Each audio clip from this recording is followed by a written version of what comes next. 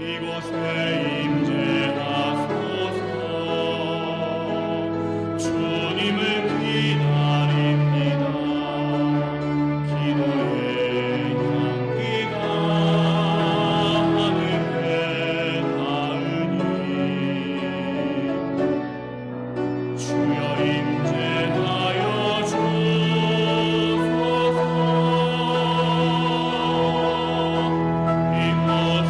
오셔서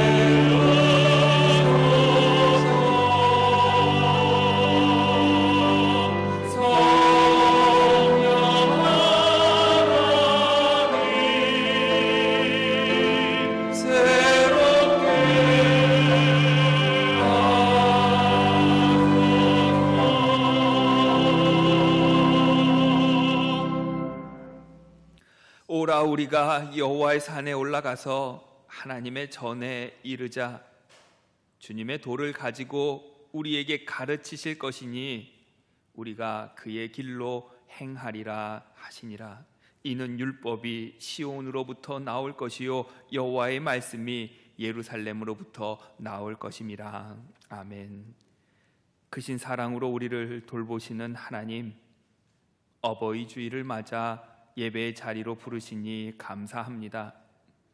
끝없는 희생으로 베푸시는 부모의 모습에서 하나님의 사랑을 발견하게 하시고 그 사랑을 마음에 새기는 시간 되게 하옵소서. 예수님의 이름으로 기도드립니다. 아멘. 개회 찬송 찬송가 14장입니다.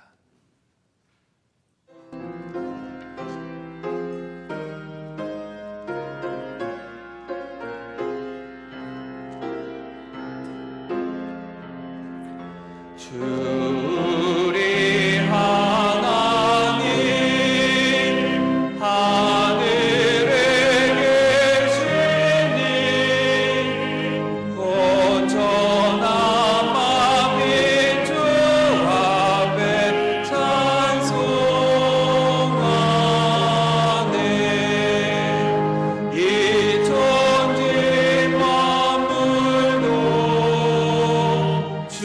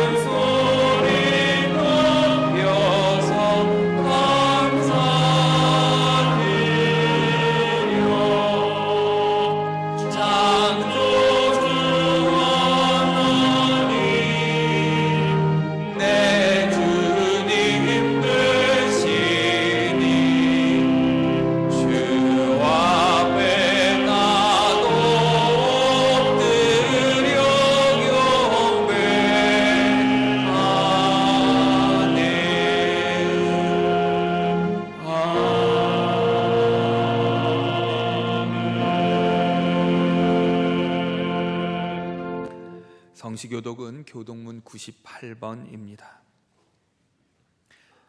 교독문 98번 어버이 주일 말씀으로 성시를 교독합니다. 보라, 자식들은 여호와의 기업이요 내 부모를 공경하라.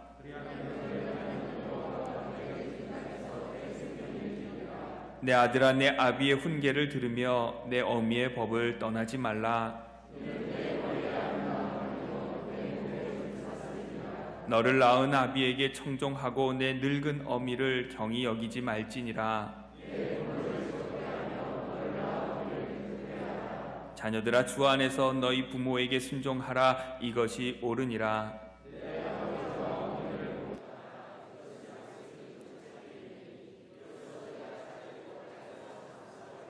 아멘. 이 시간 사도신경으로 우리의 신앙을 고백합니다. 전능하사 천지를 만드신 하나님 아버지를 내가 믿사오며 그 외아들 우리 주 예수 그리스도를 믿사오니 이는 성령으로 잉태하사 동정녀 마리아에게 나시고 본디오 빌라도에게 고난을 받으사 십자가에 못 박혀 죽으시고 장사한 지 사흘 만에 죽은 자 가운데서 다시 살아나시며 하늘에 오르사 전능하신 하나님 우편에 앉아 계시다가 저리로서 산자와 죽은 자를 심판하러 오시리라. 성령을 믿사오며 거룩한 공회와 성도가 서로 교통하는 것과 죄를 사하여 주시는 것과 몸이 다시 사는 것과 영원히 사는 것을 믿사옵나이다. 아멘. 삼위영가 찬송가 1장입니다.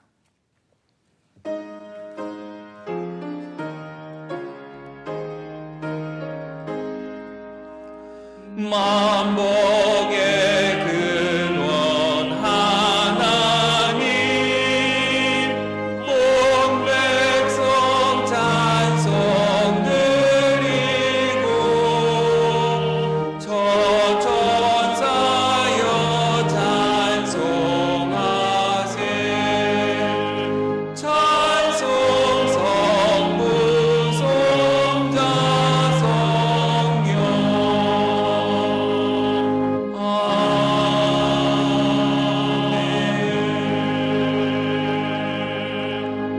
자리에 앉으시겠습니다. 이 시간 오늘 예배를 위해 우리를 대표해서 김우석 권사님 기도하시겠습니다.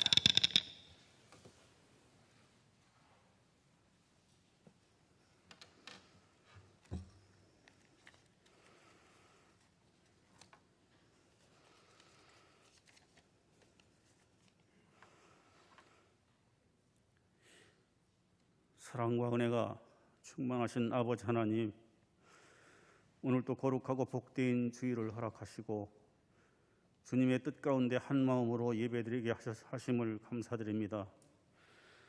드려지는 예배가 하나님을 영화롭게 하는 시간 되길 원하오니 함께하여 주시어서 거룩한 예배로 인도하여 주시옵소서. 저희들 믿음이 부족하여 바라는 것과 보이지 않는 것들의 소중함을 깨닫지 못하고 살아가면서 시험에 들어 넘어집니다. 아버지 하나님, 언제 어디서나 그리스도인으로 살아가기에 부족함이 없도록 믿음을 더하여 주시옵소서. 진심으로 저희 죄를 회개하고 용서를 구하오니 주님의 보혈로 깨끗하게 씻어 주시옵고 선하고 온전하신 하나님의 뜻 가운데 인도하여 주시옵소서. 말씀으로 변화받게 하옵시고 주님이 기뻐하시는 간절한 기도로 주님의 마음에 우리들의 마음이 심기어지게 하여 주시옵소서. 바디메오처럼 귀한 믿음을 주셔서 믿음대로 되는 성도들로 축복하여 주시옵소서. 나라와 민족을 위하여 기도합니다. 정의가 바로 세워지게 하옵시고 진리 가운데 하나님이 역사하시는 나라로 인도하여 주시옵소서. 5월은 가정의 달이고 오늘은 특별히 어버이 주일입니다. 하나님의 사랑으로 형제와 이웃을 사랑하고 보듬어 줄 수 있는 우리들 되게 하여 주시옵소서. 코로나 전염병으로 모든 국민이 힘들어하고 경제 상황도 어렵습니다. 살아계셔서 역사하시는 하나님 함께하여 주시어서 평안하고 안전하게 지낼 수 있도록 도와주시옵소서. 창립 40주년을 맞는 우리 교회, 하나님의 위대하신 섭리 가운데 인도하여 주시고 부흥하게 하시니 감사합니다. 담임 목사님을 중심으로 한 마음으로 하나님께 영광 돌리고 지역 사회에도 좋은 영향력을 끼칠 수 있는 교회로 축복하여 주시옵소서. 해외 선교지에서 사역을 감당하시는 선교사님들에게도 영역을 더하여 주시어 영역을 더하여 주시고 도와주시어서 귀한 열매 맺게 하여 주시옵소서. 특별히 강단에서 말씀 전하시는 박진수 담임 목사님, 성령께서 함께하여 주시사 하나님의 능력으로 인도하여 주시옵소서. 말씀 듣는 우리들은 행하는 믿음으로 하나님이 기뻐하시는 삶을 살게 하여 주시옵소서. 사역을 돕는 부목사님과 전도사님들에게 큰 은혜 주시옵고 보이지 않는 곳에서 수고하시는 봉사의 손길 위에 축복하여 주시사 감사가 더해지는 생활이 되게 하여 주시옵소서. 예배를 돕는 웨슬리 성가대의 찬양과 관현악단의 아름다운 연주를 기쁘게 받아주실 줄 믿사오며 모든 말씀 우리를 죄악에서 구원하신 예수님 이름으로 기도드리옵나이다.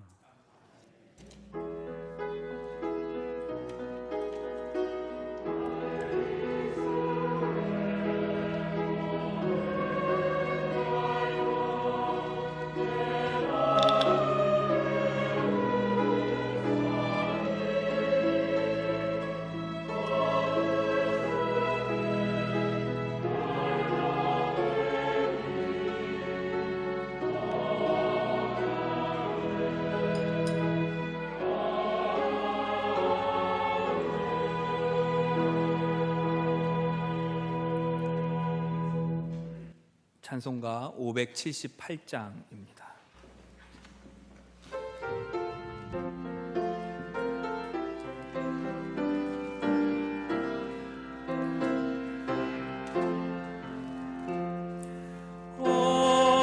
언제나 바라봐도 늘 보고 싶은 분, 기쁠 때나 슬플 때 늘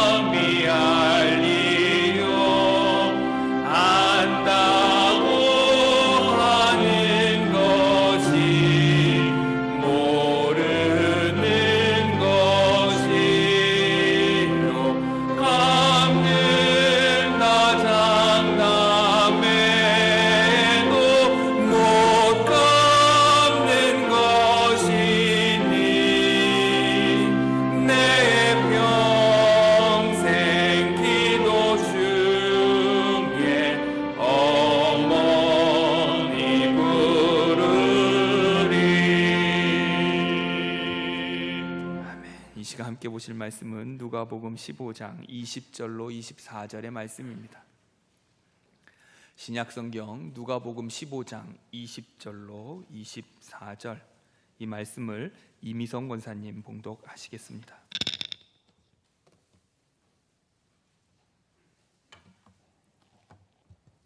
이에 일어나서 아버지께로 돌아가니라.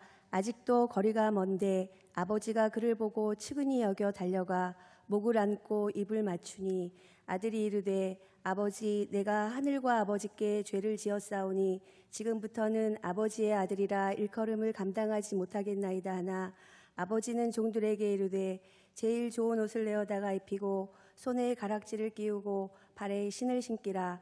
그리고 살찐 송아지를 끌어다가 잡으라. 우리가 먹고 즐기자. 이 내 아들은 죽었다가 다시 살아났으며 내가 잃었다가 다시 얻었노라 하니 그들이 즐거워하더라. 아멘. 웨슬리 성가대의 찬양이 있겠습니다.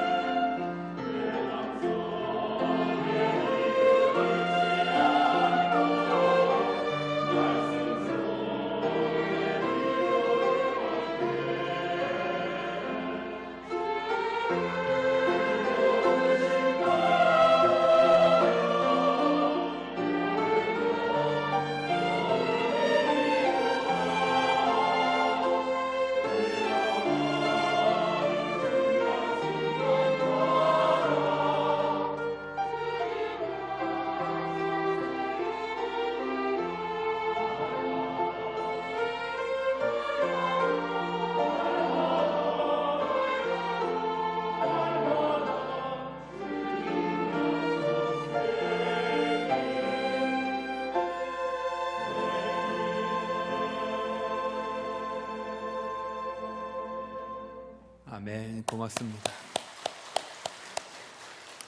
할렐루야. 하나님의 은혜와 평강이 이 시간 오늘도 여러분과 함께 하시기를 축복합니다. 오늘은 어버이 주일입니다. 이 땅의 모든 어머니, 아버지들에게 하나님의 특별한 은혜와 사랑이 가득하시기를 축원합니다. 저는 어버이날이면 떠오르는 이야기가 하나 있습니다. 깊은 산속 옹달샘 이야기인데 이렇게 생긴 책입니다. 깊은 산속 옹달샘, 그 깊은 숲 속에는 작은 옹달샘이 하나 있었습니다. 저 그림에서 옹달샘이 보이시나요? 이 마음이 착해야 이 옹달샘도 이렇게. 작은 옹달샘은 너무 작아서 짐승들의 눈에도 잘 띄지 않았다고 합니다. 근데 그래도 샘이니까 끊임없이 솟구쳐 올랐습니다. 여름에는 얼음보다 차고 시원한 물이 흘렀고 겨울에는 숭늉처럼 더운 김을 모락모락 내며 샘물이 흘렀습니다. 옹달샘은 끊임없이 솟구쳐 흘러오르다가 흘러내리며 다시 땅속으로 스며들었습니다. 가을마다 우수수 떨어지는 낙엽들이 두꺼운 이불처럼 사정없이 덮어와도 옹달샘은 묻히지 않았습니다. 아침 저녁으로 찾아오는 아주 작은 동물 친구들 때문이었습니다. 옹달샘을 찾아오는 친구들은 모두 작은 꼬마들입니다. 토끼, 다람쥐, 오소리, 족제비, 새끼 사슴 등 모두들 옹달샘을 찾아올 때면 목이 말라 있었습니다. 샘아, 목말라 죽겠어. 나 물 좀 줘. 그래, 마시렴. 넌 너무 작은 옹달샘이야. 내가 다 마셔버릴 테야. 그럼 다른 친구들은 어쩌지? 마실 게 없어지면? 알게 뭐야? 넌 내 거야. 그래, 좋아. 마시고 싶은 만큼 마셔. 널 다 마실 테다. 좋을 대로 해.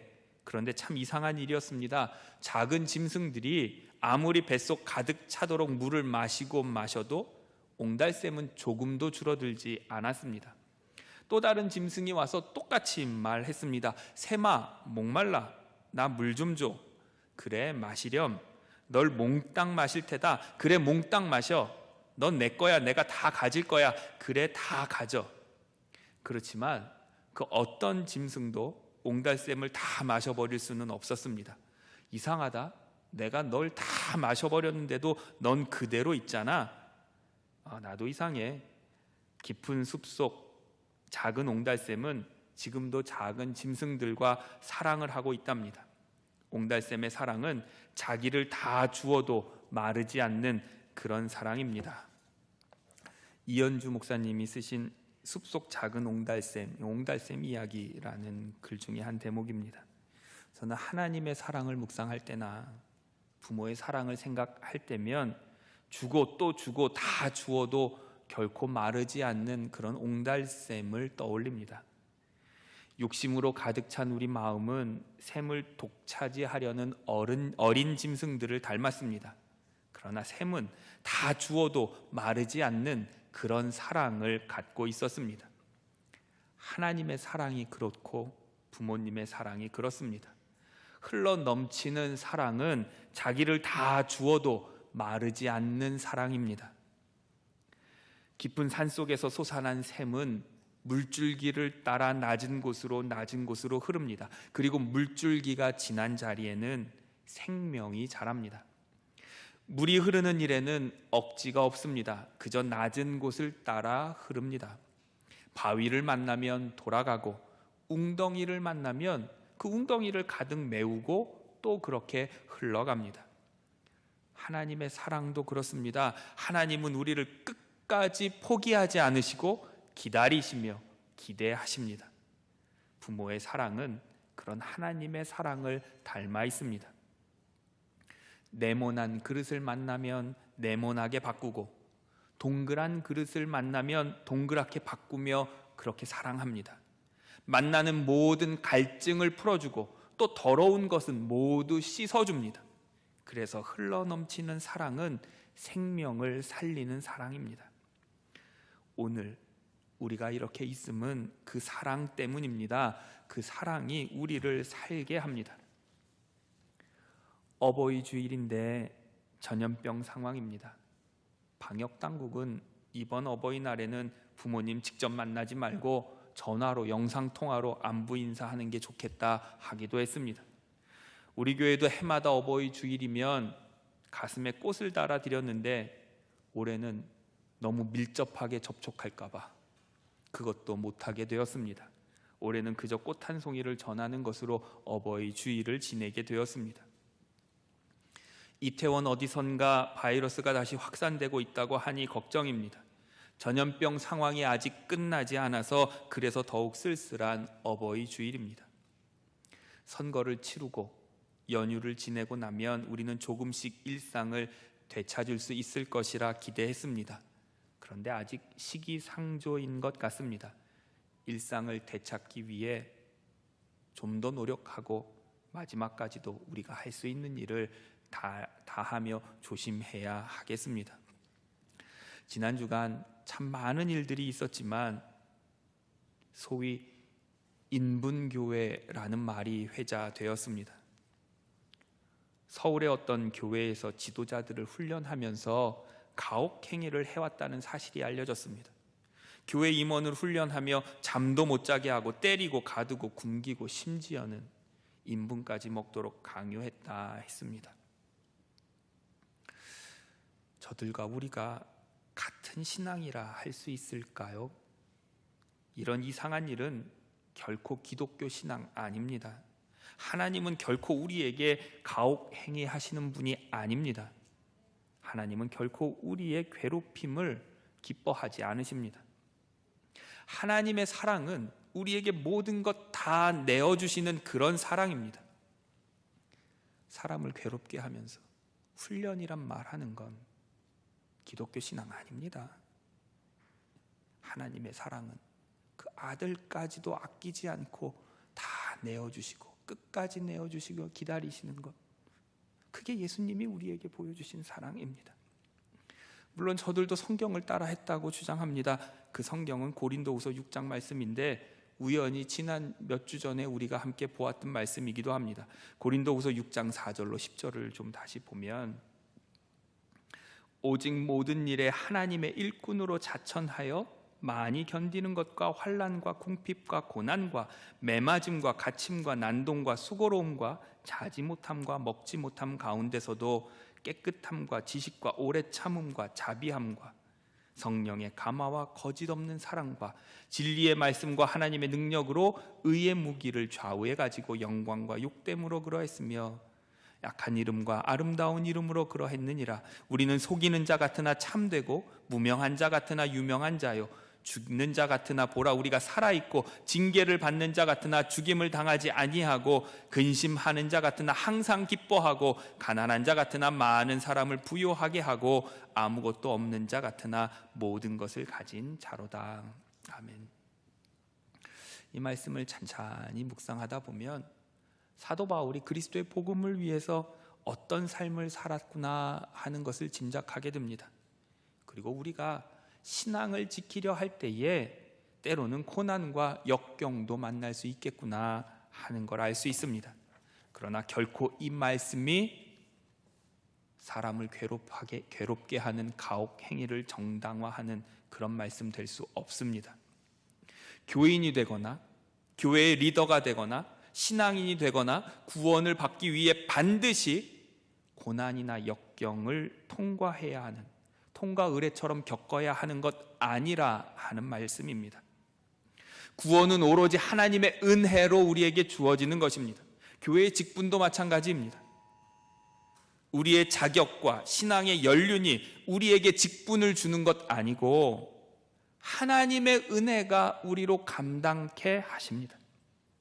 그래서 우리가 구원을 위해, 신앙의 삶을 위해 반드시 꼭 해야 하는 그런 행위는 없습니다. 오로지 하나님의 은혜가 우리를 구원합니다. 구원의 은혜는 우리가 오직 믿음을 통해 받아 누리는 것입니다. 구원받기 위해 매맞아야 하는 것 아닙니다. 높은 수준의 믿음이든 구원의 완성이든 깊은 신앙이든 뭐든 얻기 위해서도 마찬가지입니다. 하나님께서 우리에게 주시는 것은 무엇이든 다 은혜입니다. 결코 행위로 말미암는 것 아닙니다. 사도 바울은 자신의 모든 서신을 통해서 우리의 구원은 율법이나 행위가 아니라 오직 은혜로 믿음으로 이루는 것임을 강조했습니다. 그런데 바울 서신을 빙자하여 바울의 뜻과는 정반대로 행하는 이런 일들이 교회라 이름하는 곳에서 버젓이 이루어지고 있다니 참 통탄할 일입니다. 고린도후서 6장 4절을 다시 보면 신앙인이 고난과 역경도 견뎌야 하는 이유를 설명합니다. 중요한 것은 고난을 만났을 때 그 고난을 견디는 이유입니다. 4절 이하에 나오는 고단한 일들은 그런 일이 있을 수도 있고 없을 수도 있는 일입니다. 때로는 어떤 것은 있고 어떤 것은 없는 것도 있습니다. 그러나 4절이 말하는 이유, 무슨 일을 만나든지 그리스도인이라면 반드시 기억해야 할 말씀인데, 고린도서 6장 4절, 오직 모든 일에 하나님의 일꾼으로 자천하여 라고 말씀합니다. 우리가 그리스도인으로 살아갈 때 고난이나 역경은 있을 수도 있고 없을 수도 있습니다. 그래서 신앙인에게 고난은 조건적입니다. 그러나 그보다 앞서는 것은 필수적인 것입니다. 반드시 있어야 하는 것, 그리스도인이라면 반드시 기억해야 하는 것인데, 바로 모든 일에, 오직 모든 일에 하나님의 일꾼으로 자천하였다 하는 말씀입니다. 오직 모든 일에 하나님의 일꾼으로 자천하여, 여기서 모든 일은 반드시 나쁜 일만을 뜻하지 않습니다. 고난과 역경을 만나든 부귀와 영화를 만나든 모든 일에 하나님의 일꾼으로 자천했다 말씀합니다. 자천, 스스로 그렇게 결단했다, 결심했다 하는 뜻입니다. 그러니까 무슨 일을 만나든지 그리스도 일꾼으로 살기로 스스로 결심했고 결단했다는 뜻입니다. 고난이 온다고 포기하지 않고 역경이 온다고 낙심하지 않고 무슨 일을 만나도 그리스도의 일꾼으로 살겠다 하는 그런 뜻입니다.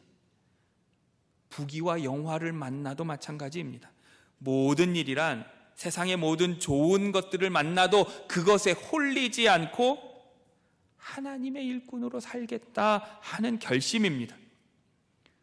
올해 우리 교회 표어인 언제나 어디서나 그리스도인이라는 말씀과 그 맥락과 취지가 같은 말입니다. 고난과 역경, 무슨 고난을 당했는지, 무슨 역경을 견뎠는지, 내가 무슨 일까지 했는지가 중요한 게 아니라 왜 그런 일을 하게 되었는지, 왜 그런 일을 견디게 되었는지가 더 중요합니다. 그리스도를 위해 당한 일에는 의미가 있지만 다른 목적이라면 전혀 쓸모없기 때문입니다. 내가 교회에서 인정받기 위해 한 일, 내가 직분받기 위해 한 일, 내가 나를 훈련하기 위해 한 일은 사실 나를 위한 일이지 그리스도를 위한 일 아닙니다. 그리스도를 위한 일이 아니라면 하나님 앞에서 아무런 의미가 없습니다. 내가 어려움을 견뎌서 직분 받았다면 이미 그것으로 자기 상 다 받은 것입니다. 그래서 주님은 금식이든 선행이든 기도든 사람들 앞에서 사람들에게 보이려고 하는 일을 크게 경계하셨습니다. 오늘 본문은 하늘 아버지이신 하나님께서 우리에게 오직 바라는 것이 무엇인지를 아주 분명하게 보여주십니다. 하나님이 우리에게 원하시는 것은 그저 하나님을 향하여 사는 일, 하나님과 함께 동행하며 사는 일, 하나님의 뜻을 따라 사는 일이 전부입니다. 어느 부모가 자식이 부모를 위해서 잠도 안 자고 먹지도 않고 더러운 것 먹고 매 맞고 고통당하는 것, 그런 거 좋아할 부모가 어디 있겠습니까? 자녀에게 있는 아픔은 어떤 것이든 대신 당하고 싶은 것이 부모 마음입니다. 감기라도 걸려 앓고 있는 자녀들을 보면 대신 알아 눕고 싶은 것이 부모 마음입니다. 그런데 사람도 그럴진데 하나님은 오죽하실까요? 오늘 본문에서 예수님은 한 아버지의 이야기를 통해 하나님의 사랑 이야기를 들려주십니다. 하루는 둘째 아들이 아버지를 찾아와 자신이 받을 유산을 미리 달라고 요구합니다. 유산은 부모가 돌아가신 뒤에야 비로소 자녀에게 주어지는 것입니다. 살아계신 부모를 향해 유산을 달라고 하는 것은 참으로 터무니없는 일입니다. 유산을 요구하는 것, 살아계신 부모를 향해 유산을 요구하는 것은 부모에게는 관심이 없고 재물에만 관심이 있다는 뜻입니다. 아버지의 여생에는 내가 관심이 없고 아버지가 가진 돈에만 내가 관심이 있다는 뜻입니다. 하루라도 빨리 부모의 유산을 받고 싶어 하는 마음은 하루라도 빨리 아버지가 죽기를 바라는 마음과 다르지 않습니다. 이런 아들의 요청에 아버지는 큰 충격을 받았습니다. 그런데도 아버지는 그런 자식의 요구를 들어주십니다. 오늘 본문 12절을 보니까 그 둘째가 아버지에게 말하되 아버지여 재산 중에서 내게 돌아올 분깃을 내게 주소서 하는지라 아버지가 그 살림을 각각 나누어 주었더니. 그런데 성경의 표현이 참 오묘합니다. 아들은 재산을 요구했는데 아버지는 살림을 나누어 주었습니다. 재산은 돈을 말합니다. 그러니 아들의 관심이 오로지 돈임을 넌지시 드러냅니다. 그런데 아버지는 살림을 나누어 주었습니다. 살림은 사람이 살아가는데 꼭 필요한 것들을 말합니다. 사람은 살림을 가지고 그 삶을 삽니다. 말이 비슷하죠? 사람, 살림, 삶. 사람은 그 살림을 가지고 삶을 삽니다. 살림이란 그 삶에 있어서 꼭 필요한 것들을 말합니다. 그래서 우리 인생의 가장 중요한 살림은 바로 생명입니다.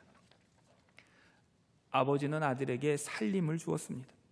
살림이라는 말을 통해 아버지가 아들에게 어떤 마음으로 유산을 나누어 주었는지 짐작할 수 있습니다.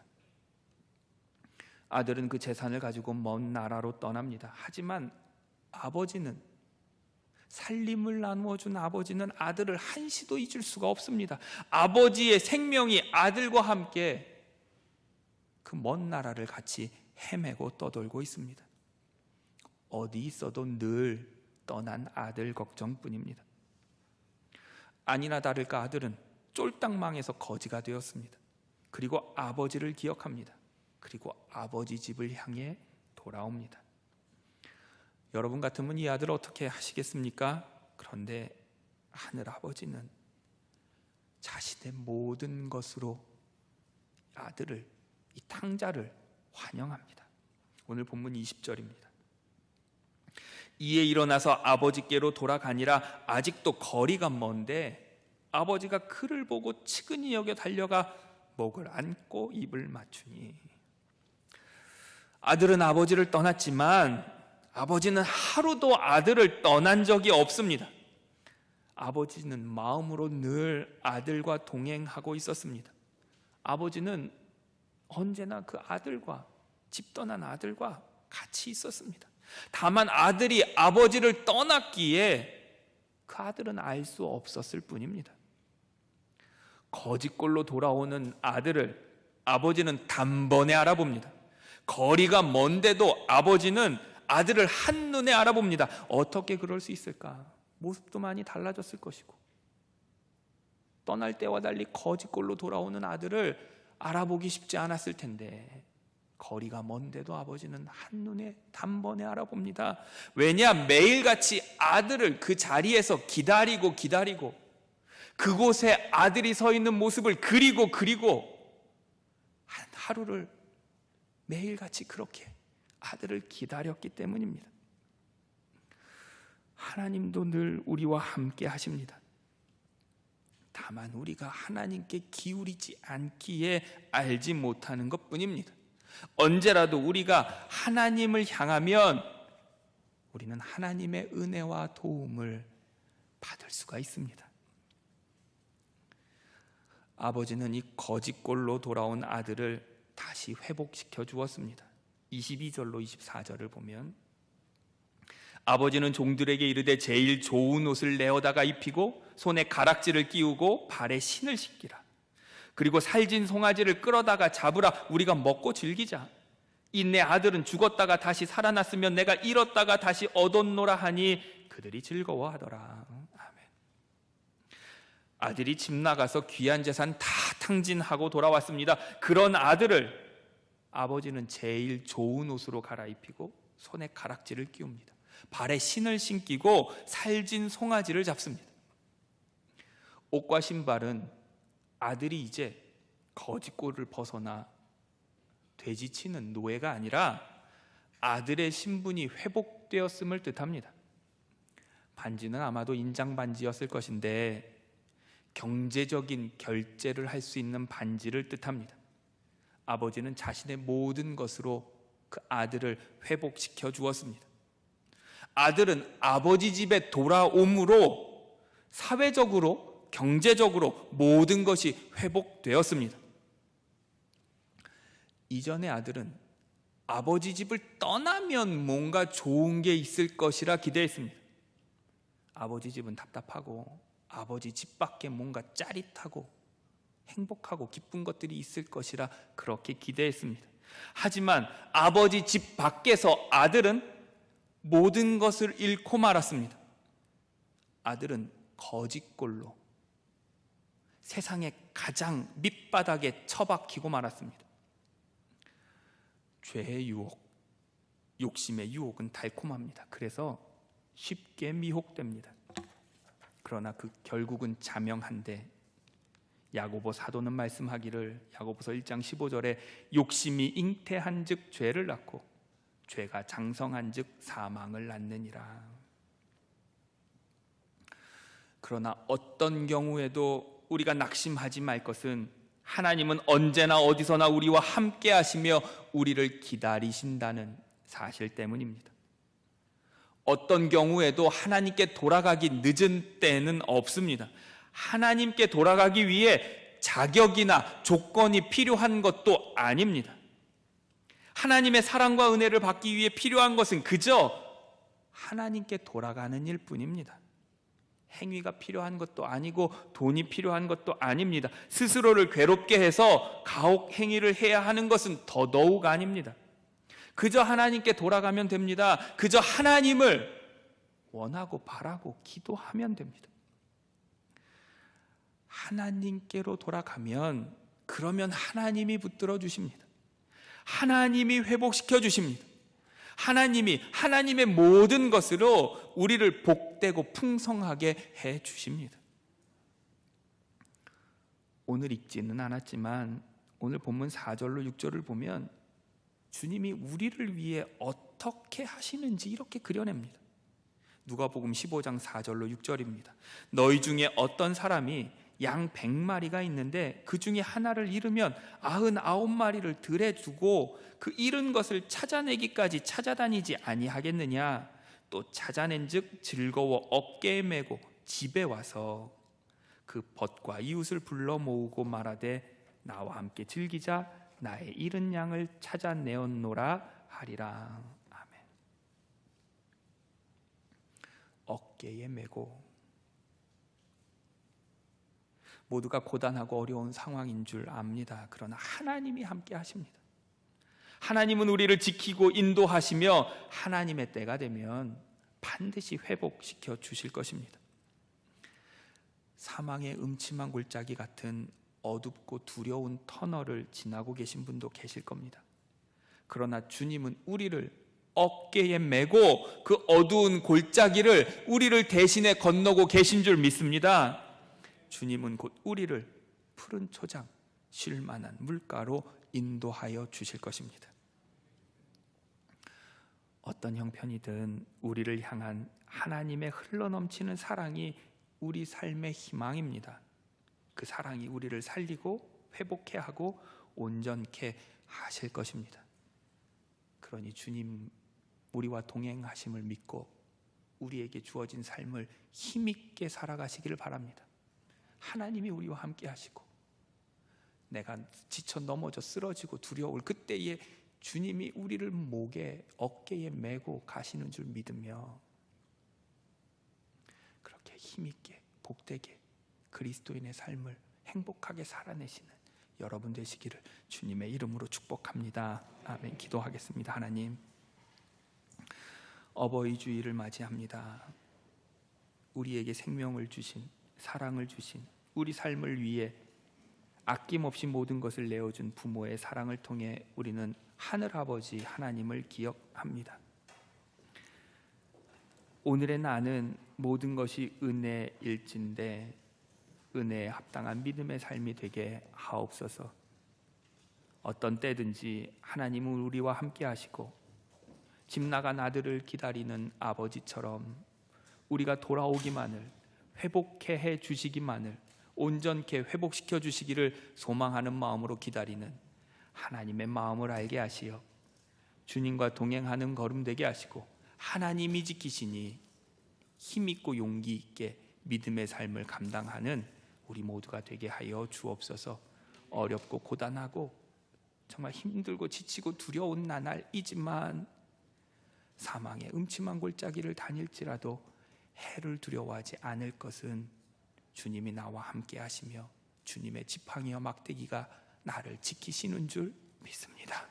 믿음으로 용기를 내어 우리 앞에 남겨진 날들을 힘있고 행복하고 복되게 살아내는 그리스도인들 다 되도록 주님 도와 주옵소서. 예수님의 이름으로 기도드립니다. 아멘. 지금은 헌금 시간입니다. 우리 아름다운 청년들의 기타 협주 찬양이 있겠습니다.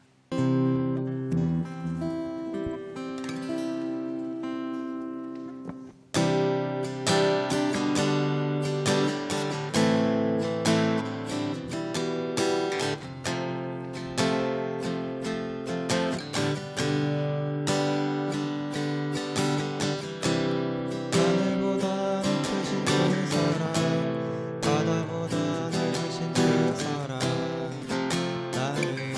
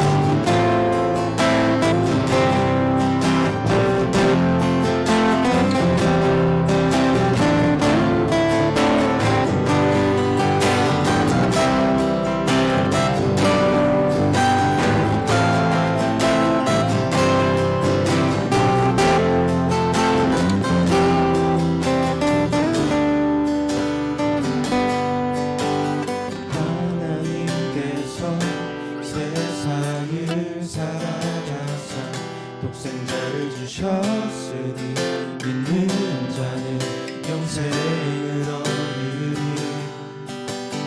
하나님께서 세상을 사랑하사 독생자를 주셨으니 믿는 자는 영생을 얻으리. 하나님께서 세상을 사랑하사 독생자를 주셨으니 믿는 자는 영생을 얻으리. 하나님께서 세상을 사랑하사 독생자를 주셨으니 믿는 자는 영생을 얻으리. 하나님께서 세상을 사랑하사 독생자를 주셨으니 믿는 자는 영생을 얻으리. 난 믿네, 난 믿네, 난 믿네. 다시 사신 독생자 난 믿네, 난 믿네, 난 믿네. 다시 사신 독생자 난 믿네, 난 믿네,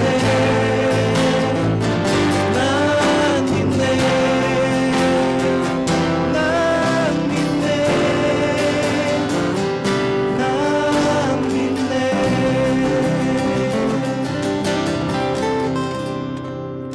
아멘. 고맙습니다. 교회 소식 말씀드리겠습니다. 5월은 가정의 달이고 오늘은 어버이 주일입니다. 오늘 오후 예배는 태국 선교사님으로 계시는 이민수 선교사님께서 말씀 전해 주십니다. 오후 예배 많이 참석하셔서 은혜도 받으시고 우리 태국 선교를 위해서 함께 기도하는 시간 되시면 좋겠습니다. 부장회의가 16일 11시 친교실에서 있습니다. 우리 이번 주간에 박재정 집사님, 신혜숙 권사님이 공인중개사 사무소를 개소하시고 또 유기순 집사님께서는 또 개인전을 여십니다. 저희는 화요일 날 신방하게 되는데 기억하시고 기도해 주시기를 부탁드립니다. 오늘 예배는 2부, 3부 예배 온라인으로 병행해서 드리고요. 당분간 5월은 그렇게 해야 할 것 같습니다. 예배 안내는 주보를 참조하시고요. 오는 금요일 심야 기도도 온라인으로 드려야 할 것 같습니다. 진정되는 것 같다가 다시 확산되는 형국이라 좀 우리가 조심하며 협조해야 할 것 같습니다. 오늘 예배 오신 분들 우리가 교회에서 식사도 못 하는데 너무 안쓰럽다고 신광수 목사님께서 떡을 준비해 주셨습니다. 가시는 길에 하나씩 받으시고 고마움, 감사함으로 드실 수 있으면 좋겠습니다. 우리 자리에서 일어나셔서 하나님이 나를 1절 찬양하겠습니다.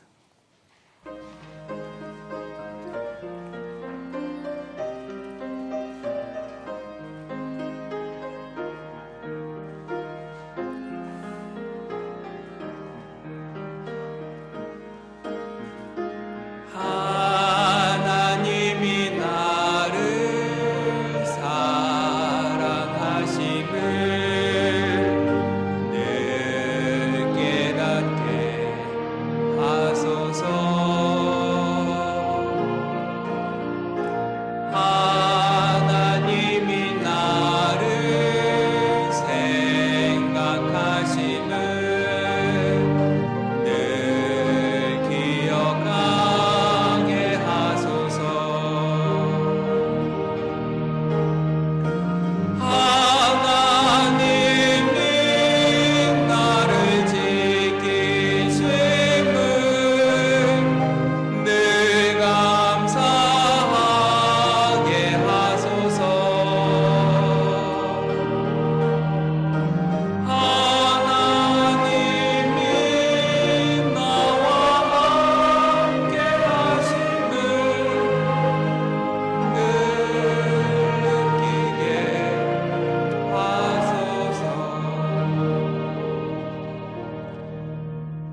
사랑과 은혜가 풍성하신 하나님, 그 은혜를 늘 감사합니다.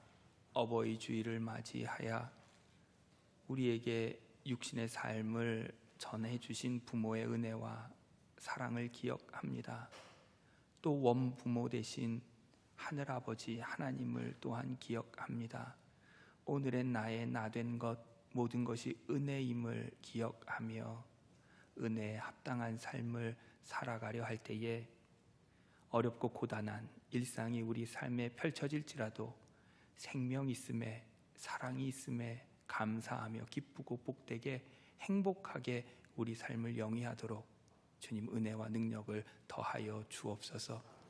무슨 일을 만나든지 하나님의 일꾼으로 그리스도의 사람으로 살아가고자 소원하며 결심할 때마다 그리스도 예수 안에 담긴 그 이름의 능력이 우리를 살게 하고 복되게 풍성케 하여 주옵소서. 이 시간도 정성껏 물질을 구별하여 봉헌하는 손길 위에 하늘의 은혜를 더하여 주시고 먼저 그의 나라와 그의 일을 구하라. 그리하면 이 모든 것으로 너희에게 더하여 주시리라 하는 약속의 말씀이 그의 삶과 가정과 일터 가운데 풍성히 이루어지는 믿음의 헌신 예물 되게 하옵소서. 이제는 우리 주 예수 그리스도의 은혜와 하늘아버지 하나님의 극진하신 사랑하심과 성령님의 감화 감동 동행 교통하심이 언제나 어디서나 주님과 동행하며 그리스도인으로 그렇게 복되게 풍성하게 살아가고자 소원하며 결심하는 사랑하는 성도들 그 삶과 가정과 일터 위에 이제로부터 영원토록 함께 하시기를 간절히 축원하옵나이다. 아멘.